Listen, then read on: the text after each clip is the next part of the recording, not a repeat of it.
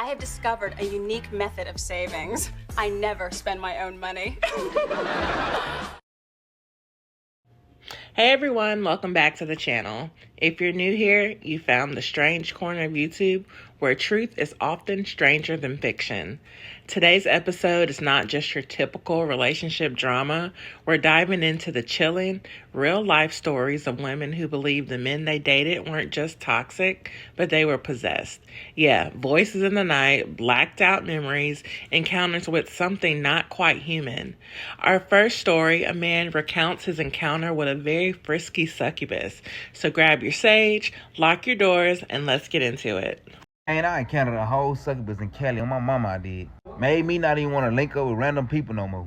Nigga, I almost went to jail and everything. On this particular day, me and my partner decided to not hang with the colored folk and went and linked up with our light-skinned counterparts. And I experienced some crazy, freaky, traumatic stuff, bro. You might hear this story and take it for face value, but I see the deeper meaning behind stuff. I see the deeper spiritual meaning behind stuff. You gotta put your spiritual eyes on to see what I see. Before I tell this story, viewer discretion is advised. Alright, so boom, me and my partner, we on our little adventure, you know what I'm saying? We riding around, you know what I'm saying? This particular day, I gotta shoot a music video. As we riding around, you know what I'm saying, me and him talking about God, we talking about water spirits, we talking about succubus, we talking about the story about Jezebel and stuff like that, you know what I'm saying? They have Jezebel inside of most of these females. I'm telling him stuff like, bro, you gotta watch them females that be trying to entice you into having sexual relations, especially the ones that ain't got a pot to piss in and a window to throw it out of, cause nigga, they gonna drain you of your energy. And around this time, we practicing celibacy and trying to have sexual discipline, you feel what I'm saying? So anyway, we riding around chopping it up about that, and we end up going to the mall cause I gotta get some clothes for my video shoot. We go to Neiman Marcus, I end up getting my clothes or whatnot. We started getting hungry, so we decided to get something to eat at this expensive Italian restaurant bar in the middle of the mall. When we sit down at the bar, it's a whole bunch of wealthy, light-skinned counterparts that's sitting around at the bar with us also. So me, around this time, I'm being friendly. I want to know what everybody do and how they make their money and what can they teach me. So, you know, I'm just showing my bubbly social butterfly side. Hi, how you guys doing? How's the food?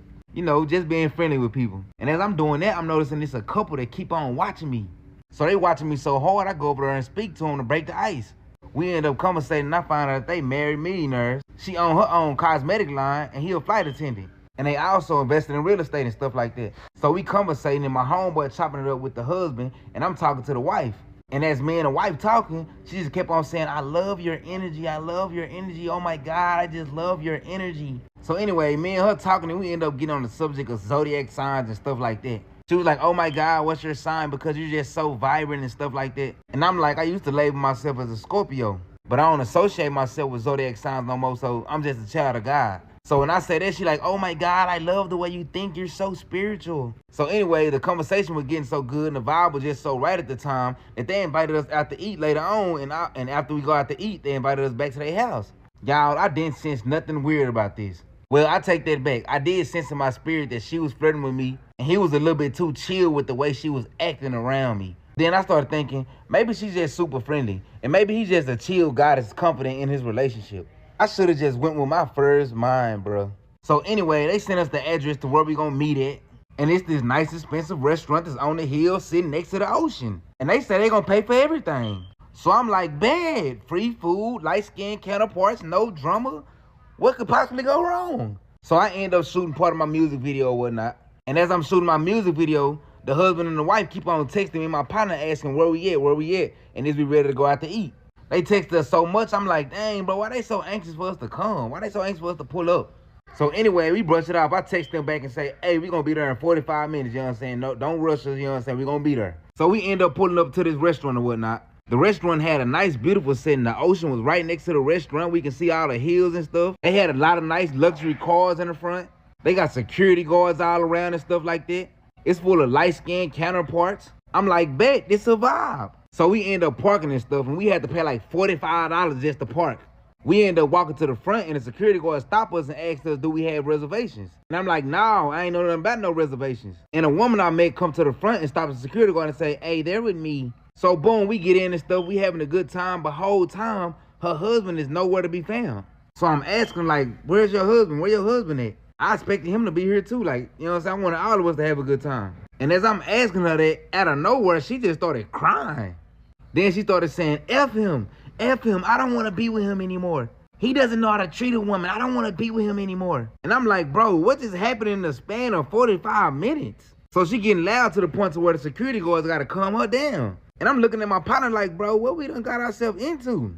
So after this, she calmed down and whatnot, and she called the waitress by name and tell the waitress to bring her some drinks. But as she asking for the drinks, the waitress looking at us like,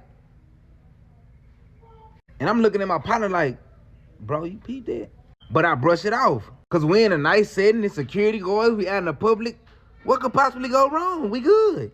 So the waitress come back with the drinks and she go down, and I'm talking about going ham. So in my mind, I'm thinking like, bro, I did not come to babysit no drunkard. So after she finished drinking all her drinks and whatnot, she keeping her composure. She ain't talking with no slurs. She ain't doing none of that, right? So we all started back talking. As I'm talking about different conversations with her and my partner, I heard her whisper, I want both of y'all. And I stopped and I'm like, what you just say? And she said, oh, nothing, I'm fine. You can finish the conversation. So I start finishing the conversation and whatnot. And she whispered something again and say, I want y'all energy. By this time, I ain't friendly no more because I keep on hearing her saying weird stuff. I'm catching what she's saying. So I'm like, bro, what is you saying? She started crying and say, you're just like the other ones. You're going to judge me if I tell you what I really want. And I'm like, what is it that you want? She said, I need your energy. I need to feel both of you guys. And I'm like, what you mean you need to feel both of us? She said, I need your black energy. So by this time, I'm peeping what she trying to say. And I said, excuse me, I got to go to the restroom. Tell me why, when I go to the restroom, she get up and follow behind me. So I go inside the men's restroom or whatnot. And while I'm using the restroom, I heard a door open. So I come out the stall to see who it was. And it was her. And she was like, please give it to me now. I need it. And grabbing on me and touching on me and stuff. And I'm like, bro, get up off me. And her eyes started turning red and she was like, are you scared? Are you scared? I done had your kind before. Your kind gives the best energy. So she's trying to push me up against the stalls and stuff. And I'm pushing her hand away from me like, man, go on. And I run out the restroom because I ain't trying to catch no case. So she started screaming and she was like, help. So as I'm running out the restroom, I'm signaling my partner, bro, let's go. Like, we got to get up out of here. And I'm like, bro, let's go. So we start walking real fast out of the front door. And the security guards running to the back to the restroom. And now all I hear is her coming around the corner saying, I need them. I just need their energy. Don't leave me. I need them. So we standing in the front trying to ignore the woman like, bro, she weird. So we wait on our car for valet and stuff. And it's the black valet dude that pull up in our car. When he jump out, he say, boy, y'all better get up out of here. And I was like, man, we ain't do nothing. That woman tripping. And he was like, boy, y'all really dodging a bullet. Because every weekend, that woman and her husband be coming to this restaurant with black dudes. And they always be leaving together. And after meeting them people, a couple of them black dudes on Hollywood Boulevard strung out and crazy now. Boy, I must have been so thankful and thanking God on my way back to where I was staying at, boy. Talking about dodge the real life bullet. Y'all be careful out there. So wasn't that a really crazy story? He really met a succubus. Well, hearing that story made me think of Bondi Blue, the lady who was on record sleeping with 1,000 men. People are saying they think she's a succubus, and I think they're right. So this is what my face looks like after taking 1,000 men less than 12 hours ago. OnlyFans star Bonnie Blue claims she has set a world record for sleeping with the most men in one day, saying she bedded 1,057 men in 12 hours. I love the idea that I don't know who's going to be inside of me. There was times I was in doggy and I'd turn around and I would have no idea who's in the back of me. And I love that. That's disgusting. I love it. As a woman, there's just no self-respect there, or like no self-worth at all. Y'all need to leave Bunny Blue alone, and let me explain why.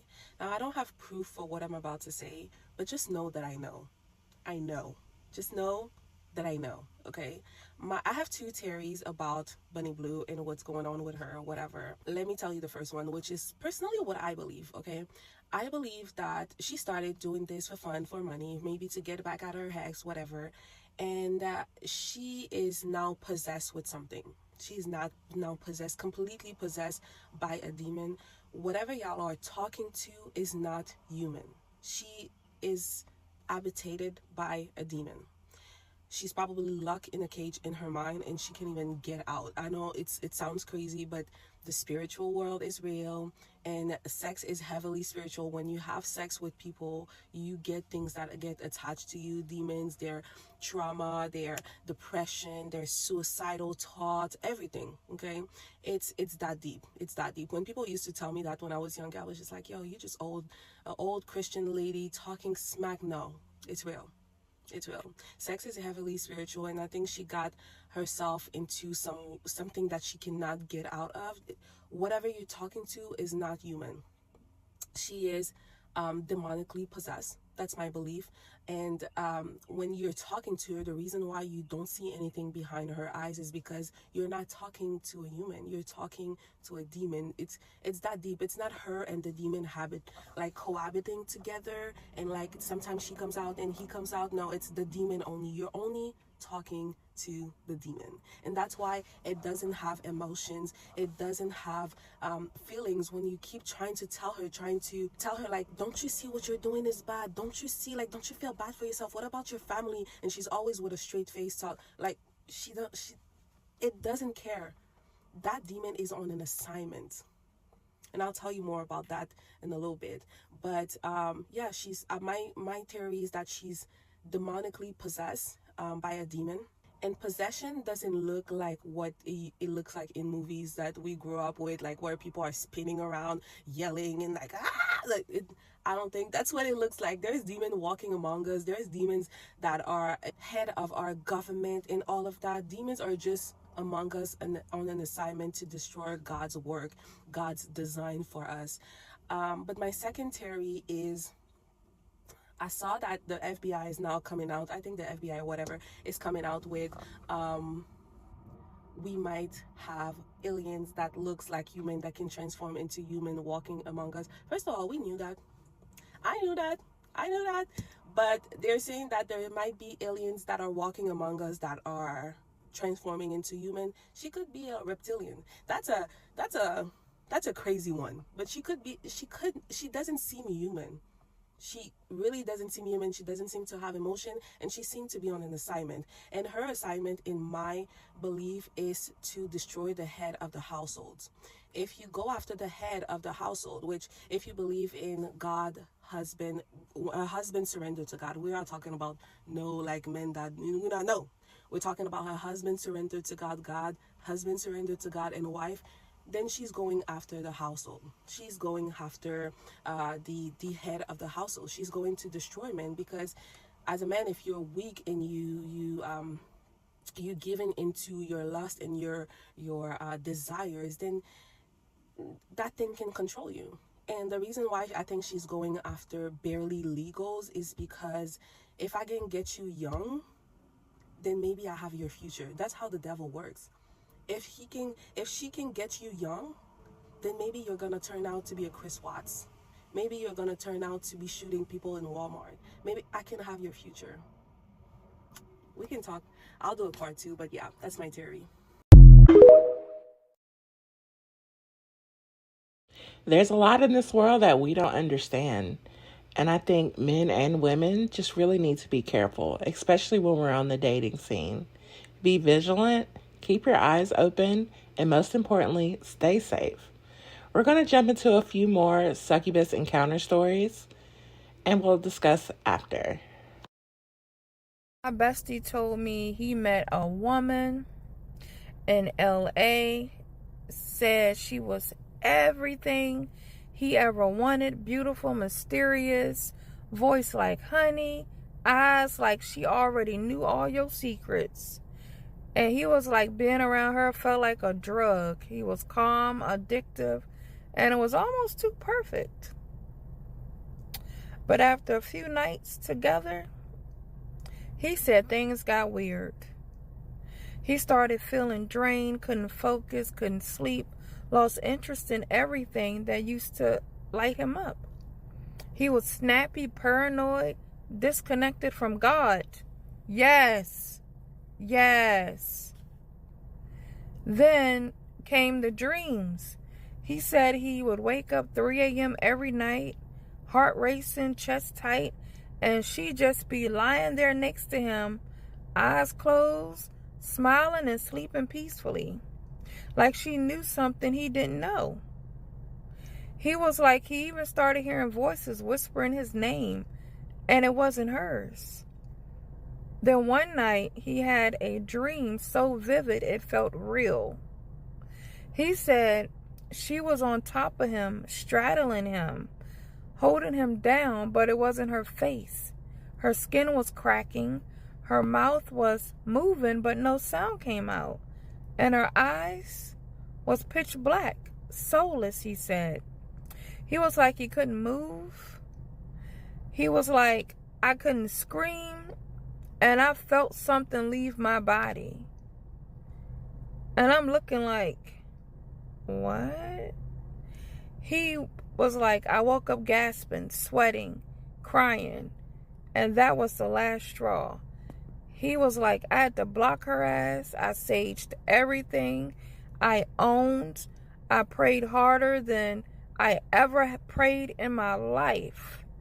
And little by little, he was like, I could feel my peace coming back and my energy returning. It was like she'd been feeding off him the whole time. So I'm thinking, you might have met a woman, but she could have been a succubus.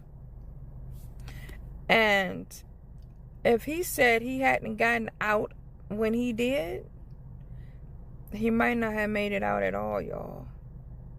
I mean, y'all, everything sexy ain't safe, and everything attractive ain't anointed.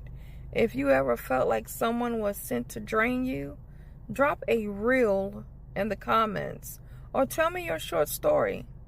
And follow me, because I don't tell stories, I reveal what's hiding in plain sight. Imagine getting into a relationship with an incubus/warlock and you have no idea. Story time. So this is my first story time, so bear with me because there's going to be a lot of twists and turns, okay? A little backstory. I was young. I was probably about around 19 or 20 at the time, and I had a lot of options, a lot of people that I was entertaining. And for the sake of the story, we're going to call him Terrence, okay? So when Terrence came around, this was like, again, I had a lot of options, a lot of people I was talking to. He was really attractive, but at the time, I was kind of focused on somebody else. So I didn't really pay him no mind. I wasn't really stunning him like that. And I kind of just kicked him to the curb. Like, bye, Terrence. You ain't really talking about nothing anyway, right? So fast forward, maybe like 3 or 4 months down the line, the guy who I was talking to, me and him had stopped talking, and Terrence came back around. Now, this wasn't really weird because we already know dudes spin the block more than the cars do. So he was like, okay, let me try to give you a chance then.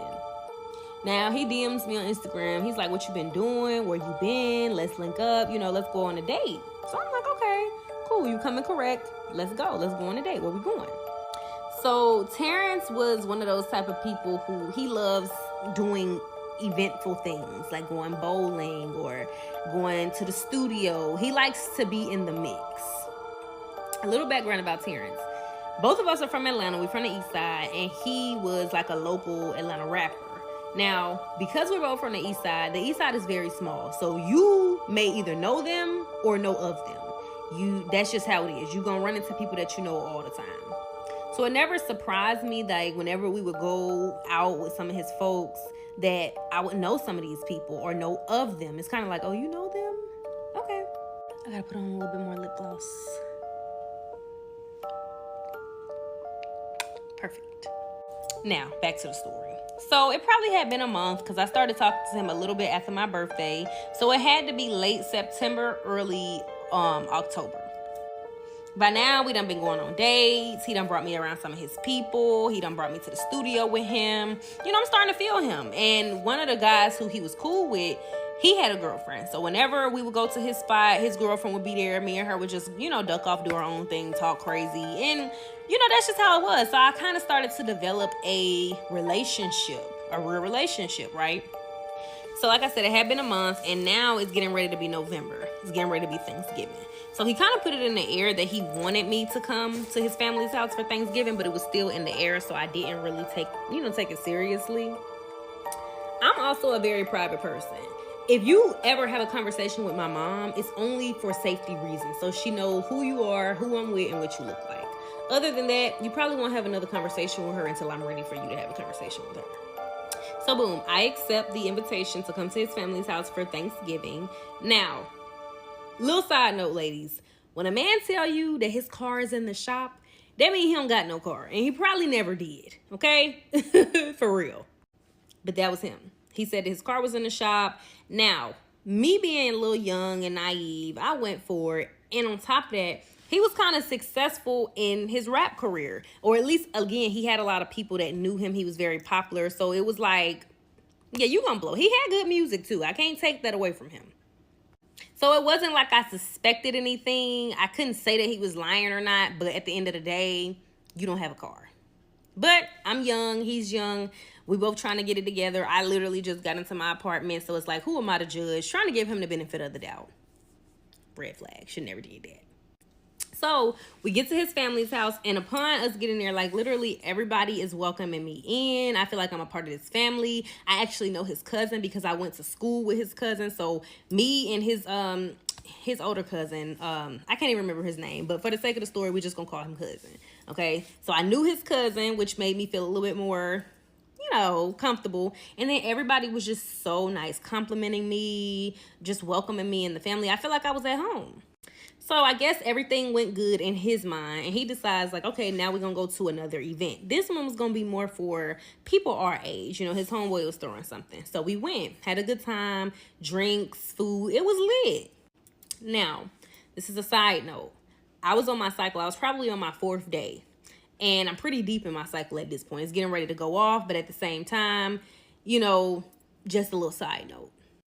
Now, up until this point, we hadn't been to each other's houses yet. We hadn't did any of that spending the night. We hadn't had sex. We just kind of was just getting to know each other, feeling each other out.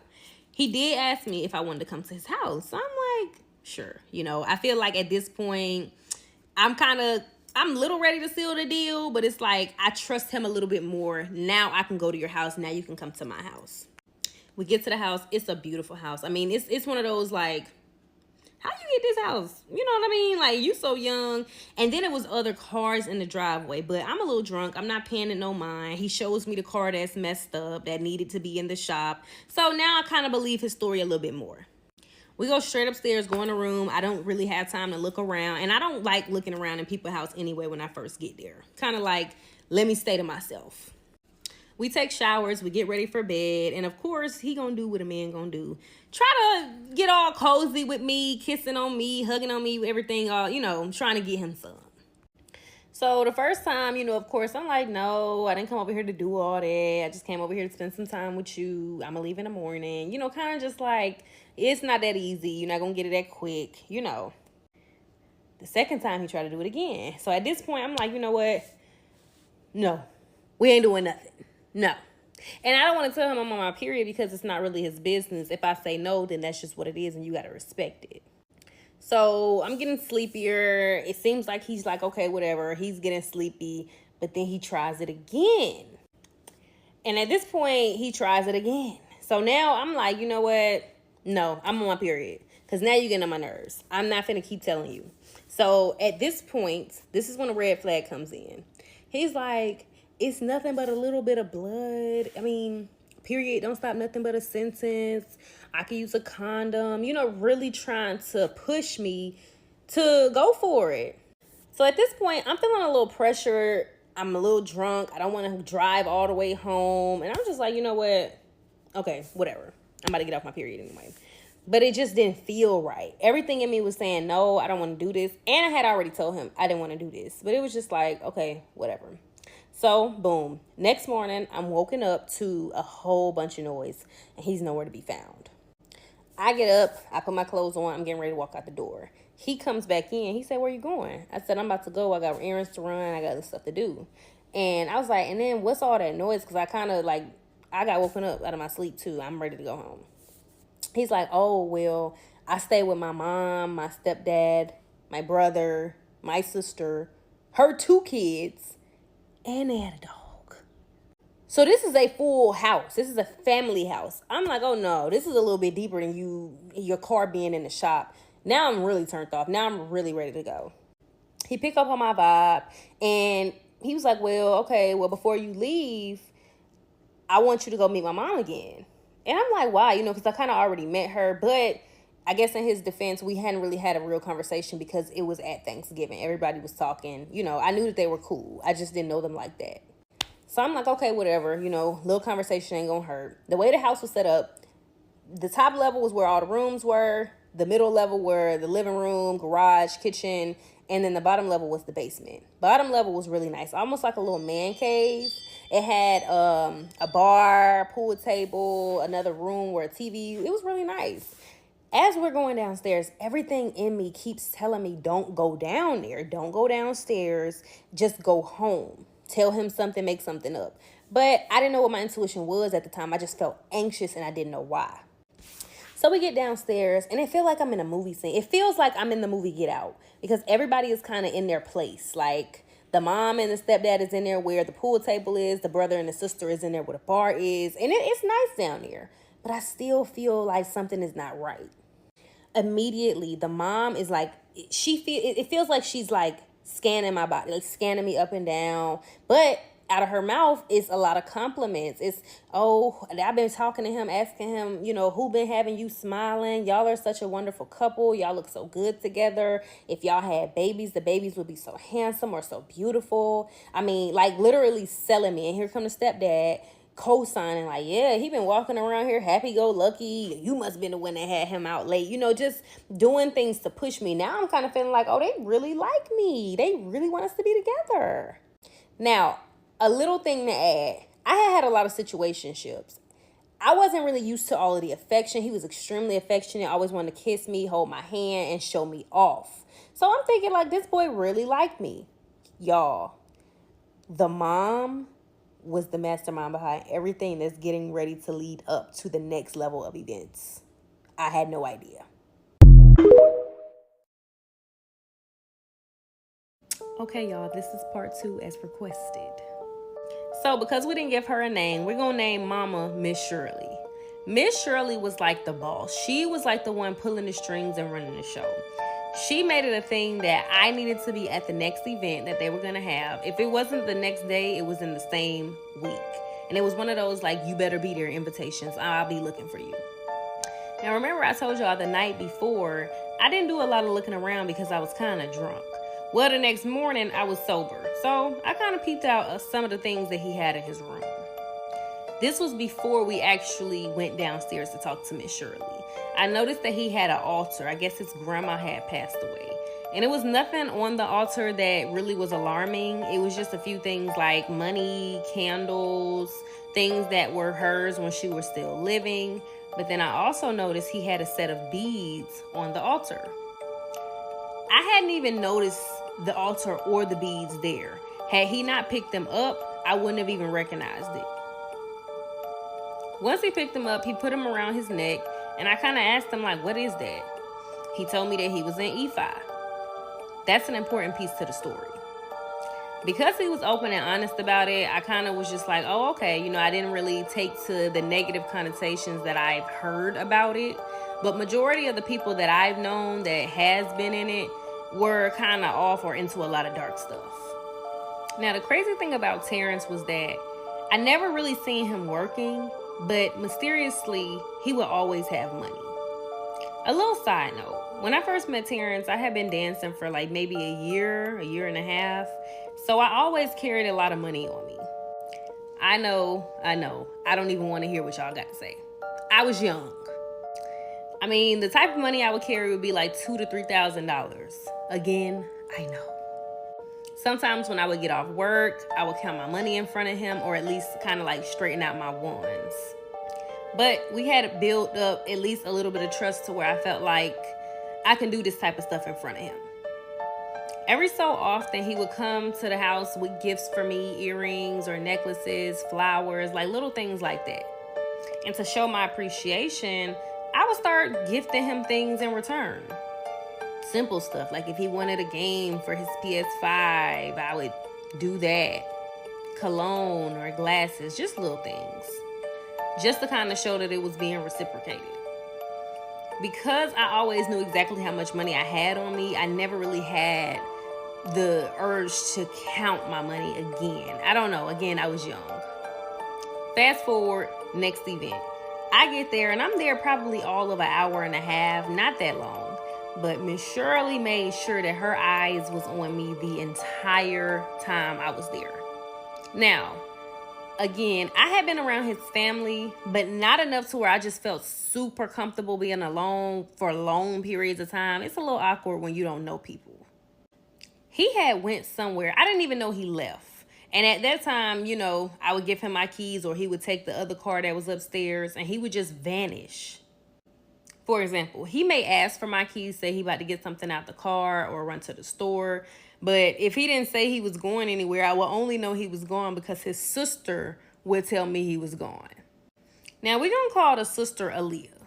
Aaliyah don't have a real big role in this story, but it was only a few things that I felt like God put in her to tell me that made her a little significant in the story. That night, he ended up leaving. I don't know where he went, and that pissed me off. I'm downstairs. The sister notices me. She's like, you want to get a drink? You know, we at the little bar downstairs in the basement. And we kind of get to talking, and, you know, she got his videos playing. And that was another thing. It was like they kind of worshipped him. And I'm not saying that if you a rapper or an artist that your family is not supposed to support you. I mean, it's a blessing to have people that support you, especially in your family, because we know it's never close to home when you're doing something new. But it was like, I'm the type of person, I don't care if you're a rapper or not. We're not going to listen to you all day. I need to listen to some Future, some Lil Baby. Throw it in there, okay? She seemed like the only normal one in the bunch. Again, it gave Get Out vibes. She seemed like the one that will be able to warn you, in which she did, but she can't say too much because she's still a part of it. So we get to talking. She kind of trying to get to know me. She's asking me questions, asking me where do we meet. She's talking about how they did the music video at this big mansion. You know, we just kind of exchanging things. So then she kind of gets into telling me like how her brother Terrence is. Telling me like, you know, what type of girls that he's brought around in the past. Now, this is a pivotal point in the story because I feel like she really wanted to go deeper into his type. But she didn't want to expose everything. Again, because she still was playing her role. But what she said was kind of like a riddle. It's like, my brother is simple. All you have to do is play the game how the game is played with him. All you have to do is stay ahead and you'll win. Now, I'm all for the puzzle pieces. I'm all for the rhyming games. But in that moment, it felt like, what are we really talking about? What are you trying to say? And so I asked her, well, what does that really mean? She was like, I wouldn't worry about it too much. It's not really that big of a deal. You know how it is with these men. Circling it back to, okay, let me put my game face back on because now I see the mama at the door. And she was giving me that same look that she gave me the first time she saw me and spoke to me in the basement. So at this point, I'm kind of blowing his phone up. I'm not uncomfortable, but the vibe is starting to kind of change. The sister done said something a little throwed off and off the wall. It's in my head. The mama is sitting here looking crazy like an investigator, peeping the scene out, trying to stay neutral. But it's kind of weird. So he finally gets back. And now it kind of seems like a lot of people are starting to leave or move upstairs. At this point, it's kind of just me and him downstairs in the basement. And I'm like, what you been up to? Where you been? And why you didn't tell me you had my car and you was doing this, that, and the third? Now, another pivotal thing to point out. He had brown eyes, hazel eyes. Like without the sun, you can still see the brown in his eyes. This particular night though, his eyes were like pitch black. His voice sounded very different. It didn't feel like I was talking to him. So as you can imagine, I'm irritated, I'm mad, I'm going off on him. Yes, I was a little bit of the drama, but I didn't care because you got my car. I don't know where you are. You acting real strange and crazy right now. What's up? On top of that, his phone kept blowing up. He said it was his cousin, but I was more so pissed off about my car, so I kind of really just threw all that to the wolves. We get into it. I basically tell him, like, I don't even have to deal with you. Like, I don't have to be over here type thing. Actually, I'm about to go. Now, he looks me dead in the face, like with the most blank expression, and was like, you don't really want to know the other side of me. It was like chills ran down my spine. I'm telling y'all, it felt like I was talking to something dark. At this point, I brushed past him because I'm like, whatever, bye. He grabs me, throws me up against the wall. And at this point, I kind of like mush him, like, get off me. He said it again. He said, you don't want to know the real me. I'm trying not to show you the real me. So eventually, he kind of lets me go. I walk upstairs. He follows me outside. And then he starts saying, like, I'll get my mama on you. So I'm like, what you gonna get your mama? You think your mama gonna beat me up? He had like this devilish smile on his face. It was so creepy. It was so eerie. I was like nervous. And in that moment, it felt like, no, she don't gotta touch you. So after that, I pretty much leave. I don't talk to him for a couple of days. He ended up calling me a few times, apologizing. I let him back in. I was young. And he came bearing gifts. Now, remember I told y'all, I carried a lot of money. So I didn't really have the urge to count my money all the time because I knew exactly how much I would have on me. And it's another thing to note. Pay attention to when you feel like, especially when you're dealing with a man, it's always like a sense of competition, because that's how it was with me and him. It felt like I was always constantly trying to one up him, or he was always constantly trying to run up me. And I wasn't really like that. I wasn't used to dealing with men like that. So it always felt like I had to show him, like, I don't even need you. Kind of like shit on him. You know what I mean?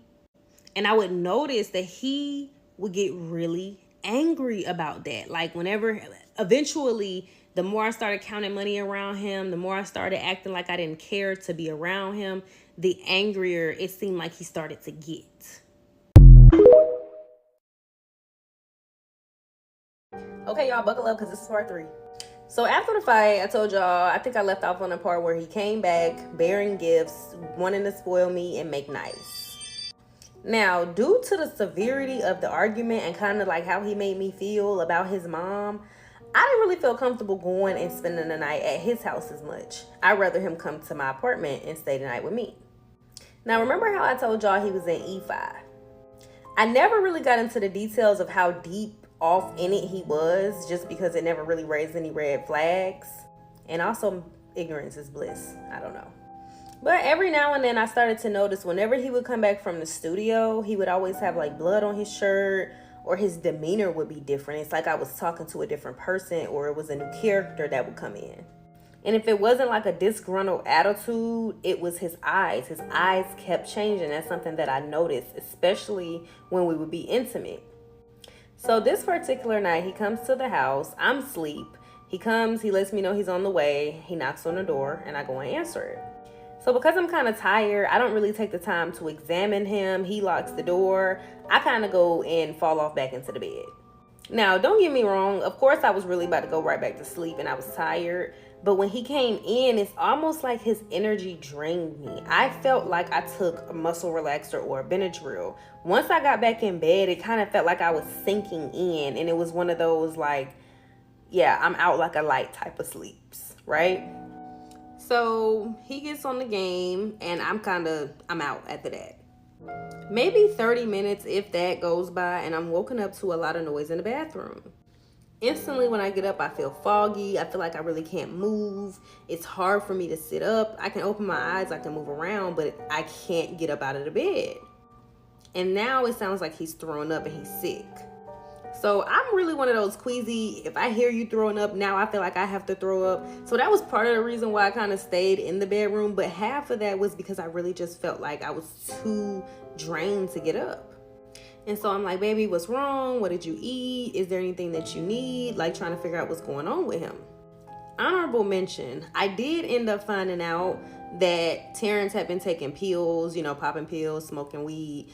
But he had been popping like Percocets. So I'm thinking like maybe this is a side effect to that if it's not something that he ate.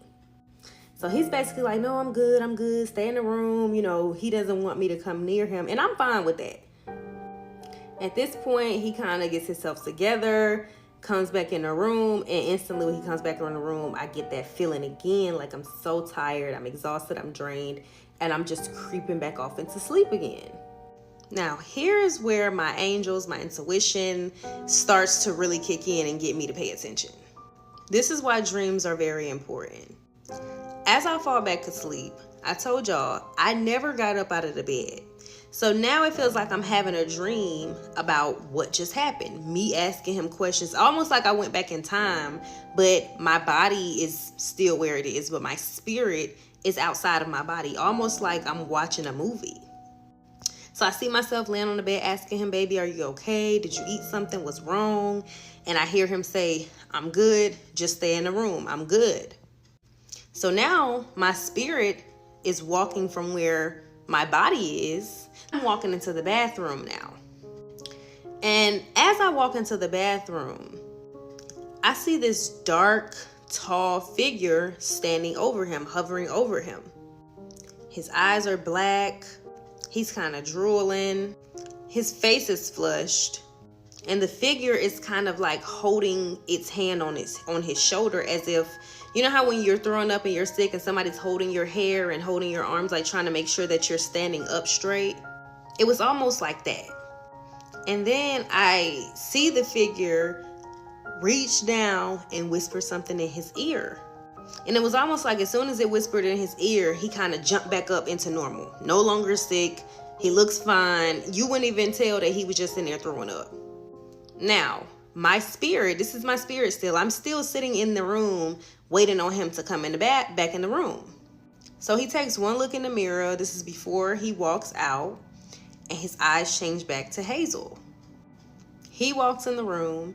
And remember when I told y'all that feeling I got, that feeling where I just felt extremely drained and exhausted? Well, yeah, that entity that I saw that was hovering over him is now hovering over me. But in a different way, almost like pressing its hand on my chest so that I just lay down and go back to sleep. After that, it was like my spirit was trying to run back into my body, and instantly I woke up. I woke up drenched in sweat. He's asleep. It's about 3 o'clock in the morning at this point. Now, my mind feels like it's stuck on what he told me when we got into that argument about his mom. It's like my mind goes back to Miss Shirley. That's very important. Okay, because I know y'all gonna get me. Like, how you gonna start a whole nother story and you didn't even finish your story? Don't clock my tea. This is gonna be part 4 to dating an incubus and didn't know it. So I left off on the part about me having the dream, about the entity being hovering over Terrence, hovering over me.